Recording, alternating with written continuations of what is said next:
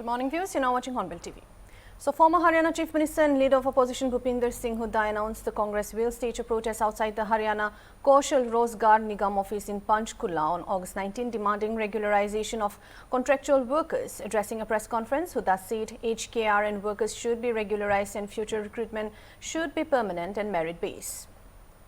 देखिए, हरियाणा कौशल रोजगार निगम के माध्यम से जो सरकार ने नौकरी देने का जो कार्यक्रम बनाया था, ये डिपार्टमेंट जो बनाया था, वो डिपार्टमेंट के इनकी पूरी तरह से फेल हो चुके हैं और इन्होंने नई नौकरी देने की बजाय डिप्लॉयमेंट कर रहे हैं। अब तक 1 लाख कुछ हजार इन्होंने लगाए हैं, 97,000 तो उन्होंने डिप्लॉयमेंट ही किए हैं, बाकी 16,000 के आसपास इन्होंने नए बच्चे लगाए हैं। और अब तो तुलना ये है कि साल में कहीं 10, कहीं 7, कहीं 11 इस तरह जिलों वाइज नंबर आया है। हमारी कांग्रेस की मांग इसमें यही है कि जो कर्मचारी परमानेंट की तरह पूरा काम कर रहे हैं, पूरा बेचारे मेहनत कर रहे हैं, तो आपने एक तो एनुअल उनका हर साल उनका रिन्यूअल कराना पड़ता है। टर्मिनेशन की तलवार उनके सिर पर लटकती रहती है। तो कांग्रेस इस सब मुद्दों को लेकर के, कर्मचारियों के हित को लेकर के कि भाई इनको पूरी सुविधाएं मिलनी चाहिए, इनको परमानेंट करना चाहिए। हम लोग जो है 19 तारीख को पंचकुला के अंदर सेक्टर 6 जो उनका कार्यालय है उसके बाहर प्रिंटिंग प्रेस के पास में पार्टी विशाल धरने का आयोजन करेगी और युवाओं की गूंज के नाम से हमने इस कार्यक्रम को रखा है ताकि नौजवानों की एक तरह से आवाज़ है, हमारा फ़र्ज़ बनता है जिस तरह हमारे नेता आदरणीय राहुल गांधी जी छात्रों की आवाज़ के नाम से कर रहे हैं, ऐसा ही हमारी इच्छा है कि हम इसको युवाओं की गूंज के नाम से करें ताकि प्रदेश के युवाओं को एक संदेश जाए कि हरियाणा की मुख्य पार्टी कांग्रेस ने हमारे पक्ष के अंदर आवाज़ उठाई है। जी बिल्कुल, तमाम सभी साथियों कांग्रेस पार्टी का है, सांसद, विधायक, जिला अध्यक्ष और मेरे साथ में आदरणीय चंद्रमोहन जी वरिष्ठ विधायक साथ हैं, युवा विधायक आदित्य सूर्यवाला साहब हैं, चौधरी लहरी सिंह जी हैं हमारे वरिष्ठ नेता, भाई जिला अध्यक्ष हमारे चौहान साहब हैं पंचकुला, धर्मवीर जी हैं हमारे, दीपक लांबा जी हैं, सभी साथी हमारे साथ में हैं और सभी लोग पूरी तरह से तैयार करेंगे और जोर शोर तरीके से कार्यक्रम आयोजित किया जाएगा। हमारी मांग मुख्य रूप से यही है कि HKRN के अंदर जो युवा काम कर रहे हैं, जिनका अपने 18 से 42 साल तक की उम्र रखी है, जो उनके जीवन का महत्वपूर्ण समय होता है, अगर इस दौरान भी वो कच्चा ही चलता रहेंगे, हर साल रिन्यू होंगे तो उनका भविष्य खराब हो जाएगा। किसी प्रकार की भी उनको सुविधा नाम की कोई चीज़ नहीं है।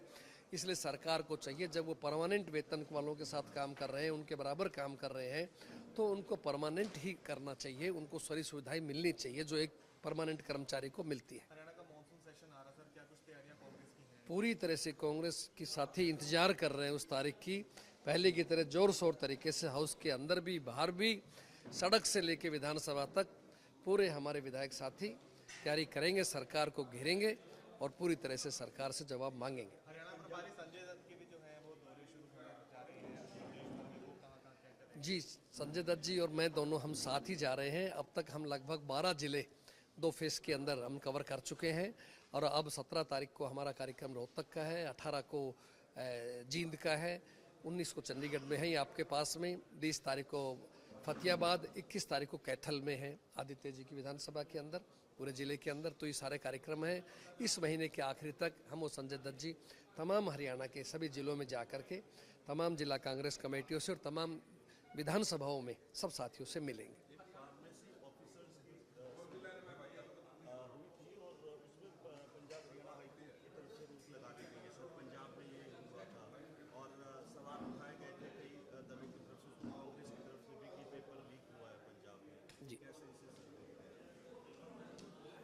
मैटर पंजाब का है। जी जी, देखिए जो इस बारे में पार्टी ने क्लियर अपनी डायरेक्शन पहले भी दी थी कि जो भी चीज़ है, पेपर अगर लीक कोई हो रहा है, चाहे वो बीजेपी के सरकार में है, चाहे वो आम आदमी की सरकार में, निष्पक्ष जांच होनी चाहिए और दोषियों के खिलाफ सख्त कार्रवाई होनी चाहिए। धन्यवाद। बाकी अपन एक BJP MP Manoj Tiga accused the opposition of disrupting parliament and creating unnecessary deadlocks during the monsoon session. Tiga said the opposition had no substantial issues to raise and was instead bringing up matters unrelated to parliament, preventing the house from functioning. Session जो है वो नहीं चल पाया, लगातार disturbance रही। अमित शाह जी ने भी आखिरी में आके कहा कि डिस्कशन के लिए तैयार है, उसके बावजूद अपोजिशन जो है वो तैयार नहीं। किस तरह से क्या कहेंगे, कौन जिम्मेदार है जो अपोजिशन जो पूरा मॉनसून सेशन है? देखिए, 2014 में एनडीए की सरकार, भारतीय जनता पार्टी की सरकार आने के बाद में जिस प्रकार के विकास का काम हो रहा है, अभी विरोधियों के पास में बोलने के लिए उनके पास कोई मुद्दा नहीं है। इसलिए जिस मुद्दा का संसद से कोई सरोकारें उन मुद्दा को ला करके बेवजह संसद में गतिरोध पैदा करके चलने नहीं दे रहे हैं। आज देखिए हम भी नए सांसद चुन करके आए, बहुत ऐसे सांसदों की आशा आकांक्षाएं रहती की और बहुत मुश्किल से प्रश्न लगता है और उस प्रश्न में उनको हिस्सा लेने का मौका नहीं मिल रहा है। ये अत्यंत दुख की बात है। उसके बाद 0 आवर में हमें अपने क्षेत्र का बोलने का अवसर मिलता है। वो सारा अवसर इस बार ये जो आपका मानसून सेशन है, इस मानसून सेशन में जितना अवसर मिला सारा इन विरोधियों के कारण ही समाप्त हो गया है। सरकार तो बार बार बोल रही है, हमारे पार्लियामेंट्री अफेयर्स मिनिस्टर किरण रिजिजू जी बार बार बोल रहे हैं, स्पीकर साहब बार बार बोल रहे हैं, आपको यदि कुछ बोलना है तो आइए बातचीत करते हैं। जो बीसी होता है, बिजनेस एडवाइजरी जो कमेटी होता है, उस बिजनेस एडवाइजरी कमेटी में तय होता है कि क्या करना है क्या नहीं करना है। आप बिजनेस एडवाइजरी कमेटी में जाते भी नहीं, जाते हैं जिन बात पर सहमति होती है उस पर भी आप गतिरोध पैदा करते हैं, तो ये सही बात नहीं है। गणतंत्र में आपको यदि कोई बात कहना है तो वह आप वार्तालाप के माध्यम से या सदन में चर्चा के माध्यम से आप अपनी बात को रख सकते हैं। तो सदन ही एक ऐसा जगह है जहां आप चर्चा के माध्यम से अपनी बात को रिकॉर्ड कर सकते हैं। और अपने गृह मंत्री भी बार बार बोल रहे हैं कि मैं तो सदन में जाने को तैयार हूं, बोलने को तैयार हूं, 3 बजे से लेकर रात 3 बजे तक मैं जाने को तैयार हूं। इतना कहने के बावजूद भी यदि ईश्वर उनको सद्बुद्धि न दे तो कौन उनको सद्बुद्धि दे सकता है? तो आपको क्या लगता है कि जिम्मेदार आखिर कौन है? क्योंकि लगातार अपोजिशन की तरफ से तो ब्लेम लगाया जा रहा है कि सत्ता पक्ष वाले जो लोग हैं वो डिस्कशन नहीं करना चाहते। देखिए वहां पर तो सदन में ऑन रिकॉर्ड बोला जा रहा है ना कि हमने कई कान में चुपके से बोल दिया, ऐसी तो कोई बात नहीं है। सदन में on record parliamentary affairs minister बार बार बोल रहे हैं कि हम किसी भी विषय पर चर्चा करने को तैयार हैं। आप कम से कम सदन को तो ऑर्डर में लाना पड़ेगा ना। सदन यदि ऑर्डर में ना हो तो आप चर्चा कैसे हो सकती है? सबसे पहले तो सदन को ऑर्डर में लाना पड़ेगा, स्थिति ठीक करना पड़ेगा, उसके बाद में चर्चा हो सकता है। स्टूडेंट के मामले में भी चर्चा हो सकता है और विषय पर भी चर्चा हो सकती है, लेकिन सबसे पहले तो आप वो तख्तियां या जो भी ले वो बंद करना पड़ेगा। सबसे पहले तो सदन में जो अव्यवस्था है उनको व्यवस्थित करना पड़ेगा, ऑर्डर में लाना पड़ेगा, सभी अपनी सीटें पर बैठे तभी जाकर के चर्चा हो सकती है। आप सदन को चलने नहीं देंगे, सदन को ऑर्डर में नहीं लाएंगे तो फिर चर्चा कैसे हो सकती है? हम तो बार बार बोल रहे हैं, ऑन रिकॉर्ड बोला जा रहा है ना, ऑन रिकॉर्ड बोला जा रहा है कि हम चर्चा करने को तैयार हैं, बल्कि जबकि आप सदन को ऑर्डर में रखिए और सभी अपने सीट पर बिराजिए। Bhajpa MP Sanjay Jaiswal urged the Speaker to take action against MPs disrupting Parliament, saying conducting the session is the responsibility of all members. Jaiswal accused the opposition of holding Parliament to ransom and said those unwilling to let the House function should protest outside. लगातार appeal के बावजूद भी opposition तैयार नहीं होती। माननीय अध्यक्ष जी से मेरा अनुरोध होगा कि सेशन चलाना सभी का कर्तव्य है और जो लोग नहीं चलाना चाहते हैं उन पर कार्रवाई निश्चित तौर पर होनी चाहिए। आप खुद पहले बोलते हैं कि हम सुप्रीम कोर्ट में के लिए सेशन चलाएंगे, फिर नहीं चलाते हैं। आप कभी कहते हैं कि हम जो लाठीचार्ज हुआ है उसका जवाब अगर होम मिनिस्टर देंगे तो सेशन चलाएंगे, नहीं चलाते हैं। इस तरह से विपक्ष ने एक तरह से पूरे पार्लियामेंट को रैंसम पे रखा हुआ, बहुत ही गलत बात है और स्पीकर साहब को संज्ञान लेना चाहिए, अगली बार ऐसा नहीं हो। और हर हालत में जो लोग पार्लियामेंट नहीं चलाना चाहते हैं वो बाहर आके बैठे धरने पर, पार्लियामेंट क्यों रुकेगा? मुझे लगता है कि स्पीकर साहब को जरूर इस विषय में सोचना चाहिए। सर, जैसे अमित शाह जी ने भी बोला कि वो रात तक बैठे रहेंगे, आप डिस्कशन करने के लिए अपना स्टैंड क्लियर कीजिए, लेकिन उसके बावजूद ये लोग स्टैंड है ही नहीं, स्टैंड तो एक ही है कि FCRA बिल नहीं पास होना चाहिए था, आज JPC में चला गया। अब कौन सा स्टैंड है? इन लोगों को जो विदेशों से फंडिंग मिलती है, जाकिर नायक जैसे लोगों से जो राजीव गांधी फाउंडेशन को फंडिंग मिलती है, सारी दिक्कत वहीं से। अब तो वो JPC में चला गया, फिर इनके पास तो कोई कारण ही नहीं होना चाहिए। लेकिन ये सोचते हैं कि लोकसभा नहीं चला के ये स्कोर कर रहे हैं, तो इनकी बुद्धि पर मुझे तरस आता है। जब लोकसभा चलती है तो मंत्री डॉक पे खड़े रहते हैं, कोई सवाल का जवाब गलत है, आप कोई भी सवाल पूछ सकते हैं। आप चाहते तो 0 आवर में ये सारे मुद्दे उठा सकते थे, 377 में उठा सकते थे, आप खुद ही नहीं उठाना चाहते हो। ये तो पहली बार मैं देख रहा हूं कि सारे मंत्री जवाब तैयार करके ला रहे हैं और विपक्ष को कोई मतलब नहीं है किसी प्रश्न से। Samajwadi Party MP Dharmender Yadav said opposition MPs have collected around 2.15 lakh in donations over the past few days, along with some silver coins. Yadav said the donations and coins would be offered at the ancient Lord Hanuman Temple in Connaught Place around 12:30 local time to 1 p.m. He expressed hope that the donations would remain protected. आज के बाद क्या UP में भी चलते रहेगा? वो UP में तो लगातार चल रहा है, केवल डोनेशन कनेक्शन का नहीं। यहाँ तो सिंबॉलिक चोरी पूरे देश के लोग यहाँ रिप्रेजेंट कर रहे थे पार्लियामेंट को, तो पूरे देश के सांसदों ने जो चंदा इकट्ठा किया है पिछले काफी दिनों में, वो लगभग 2,15,490 हुआ है। इसके साथ साथ चांदी के सिक्के भी हैं कुछ, वो सारे आज लगभग 12:30-1 बजे हम लोग जाएंगे कनॉट प्लेस पर प्रभु हनुमान जी के मंदिर में, जो प्राचीन मंदिर है उसमें हम लोग चढ़ा देंगे, वहां दान कर देंगे। और मुझे उम्मीद है हनुमान जी की गदा इन चंदा की भी रक्षा करेगी और चंदा चोरों पर भी चलेगी। धर्म और महिलाओं का जुड़ाव अलग तरीके से होता है, दान में भी महिलाएं बढ़ती स्वाभाविक है, महिलाएं सबसे ज्यादा डालती हैं और हमें तो और आपको सबके परिवारों में बात रहती होगी, पुरुषों से भी छुपा के महिलाएं अलग से दान करने की कोशिश करती हैं, भाव से, भावनाओं से। तो निश्चित तौर पे महिलाओं को भी ठगने का काम इस सरकार के जो लोग बैठे हैं और सरकार ने कार्रवाई न करके स्वयं भी दोषी है, इसे मैं समझता हूँ महिलाएं भी बहुत आहत हैं। है। फर्स्ट से लेकर आज तक जो आप लोगों ने राम मंदिर इशू को यहाँ हाई पिच पे रखा, तो कुछ तो रणनीति आप लोगों ने बनाई होगी। नहीं, कोई हाई पिच का सवाल नहीं था। हम लोग सरकार से पहले दिन मांग कर रहे थे। आप देखिए ना हमारे नोटिस, आप देखिए हमारे मिनट्स निकाल लीजिए, आप देख लीजिए हमारे मीडिया क्लिप्स निकालिए।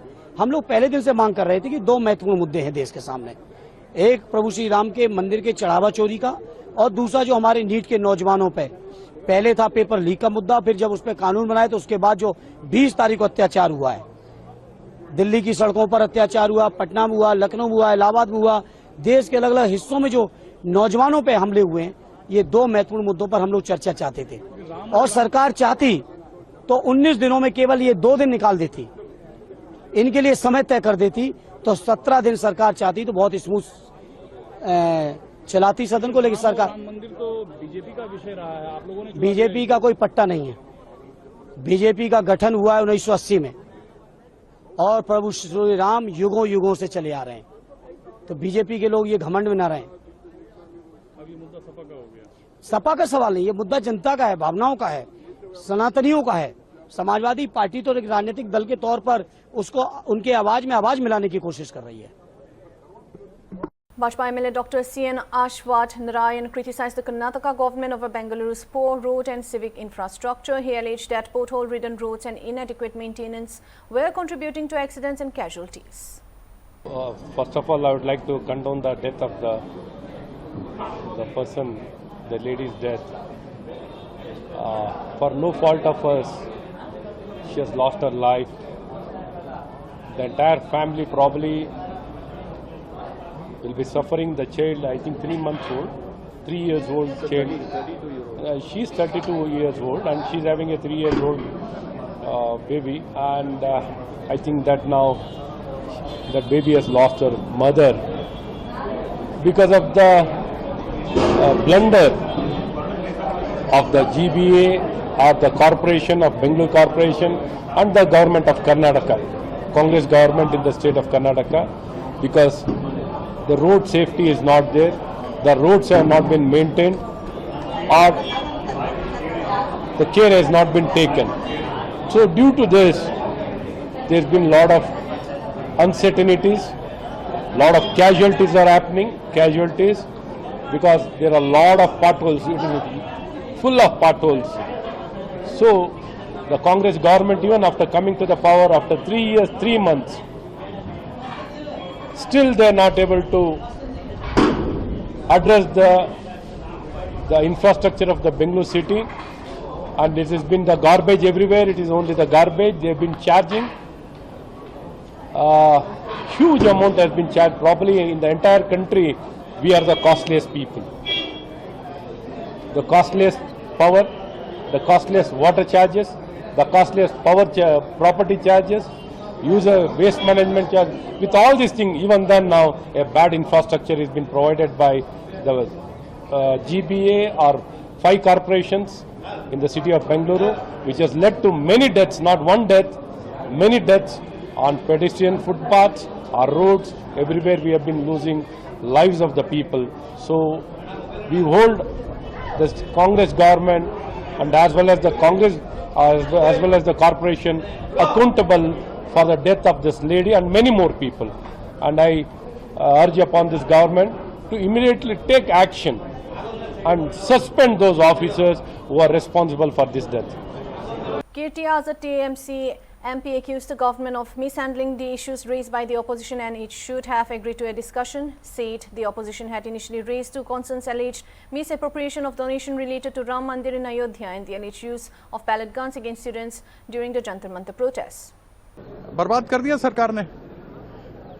चर्चा के लिए मान जाती शुरू में, दो ही चीजें तो थी, एक चंदा चोरी थी और दूसरा स्टूडेंट्स पे जो पैलेट गन्स चले थे। अमित शाह जी को बताना चाहिए, क्या उनकी जानकारी में था तो गलत था, नहीं करना चाहिए था, उनकी जानकारी में नहीं था तो उनका कंट्रोल नहीं है मिनिस्ट्री के ऊपर, दोनों विषय पर उनको जाना चाहिए। सर, जो लास्ट में ये कहा गया होम मिनिस्टर की तरफ से भी कि मैं बोलूँगा, या फिर पार्लियामेंट्री अफेयर्स मिनिस्टर की तरफ से भी बोला गया कि ऑपोजिशन जो है वो आए, रेडी हो जाए। देखिए, पार्लियामेंट्री अफेयर्स मिनिस्टर की तो बात ही मत करिए, क्योंकि वो पार्लियामेंट्री अफेयर्स मिनिस्टर है ही नहीं, मूर्ख है वो। Little knowledge is worse than no knowledge, और उसका लिटिल नॉलेज है जो खराब कर दे रहा है। पार्लियामेंट्री अफेयर्स मिनिस्टर जो है वो सेतु की तरह होता है, इज लाइक अ ब्रिज। सत्ता पक्ष, विपक्ष, दूसरे जो इंडिपेंडेंट्स, उन लोगों से मिलकर बात करके संसद को चलाता है। ये तो उल्टा आके गालियां देना शुरू कर देता है। ये कैसा पार्लियामेंट्री अफेयर्स मिनिस्टर है? ये तो बेवकूफ है, निरा बेवकूफ है। जिस टहनी पे बैठा उसी को काट रहा है, जिस टहनी को इसने देखनी है, जिस पार्लियामेंट सदन को देखना है, उसी को काट रहा है। ये वहां के संविधान काट रहा है। और अमित शाह जी क्या आके बोलेंगे? हमने तो चर्चा शुरू में ही मांगी थी। ये कहते नहीं चर्चा करिए, बिल पर चर्चा, कुछ भी करिए। तो बिल पे चर्चा, तो जब बिल पे हम करना कुछ करते हैं तो बोलते हैं बिल पे क्यों चर्चा कर रहे हो? आप चर्चा सिर्फ बिल पे करिए और किसी पर मत करिए। भाई पहले भी चाहे 2G घोटाला हो, CWG हो, राम मंदिर जबकि सब जुडिस था मामला, पार्लियामेंट में 30 बार डिस्कस हुआ, कॉमनवेल्थ गेम्स हुआ, इन सबों पर डिस्कशन हुआ ना। सरकारों ने उस समय किया ना, चाहे कांग्रेस की सरकार थी। आपने क्यों नहीं किया? आप एक पक्ष चलाओगे और दूसरे कहोगे आप चलाने नहीं दे रहे। आप कह रहे हैं हम तैयार हैं। अरे भाई, पार्लियामेंट्री अफेयर्स मिनिस्टर मिलता है, लीडर जो अपोजिशन के होते हैं उनको साथ में लेता है, मिलकर के एक फॉर्मूला बनता है, लैंग्वेज बनता है कि किसके ऊपर चर्चा होगी, कितनी देर की चर्चा होगी, फिर आप स्पीकर के पास जाते हैं। ये हवाबाजी करता रहता है ये किरण रिजिजू। ये किस टाइप का आदमी है, इसका तो मालूम ही नहीं है। अमित शाह जी पार्लियामेंट, बड़े मियां तो बड़े मियां, छोटे मियां सुभान अल्लाह, दोनों में कोई नहीं आता। क्या कोई इसका कहेगा? आराम से बोलते रहिए। इनका चलता है तो जो गोदी मीडिया पे दिखाने वाले हैं दिखाते रहते हैं। असलियत क्या है वो तो बताना चाहिए ना। ये भी चले तो मजा आएगा। That's all for now. Thank you for watching Hornbill TV.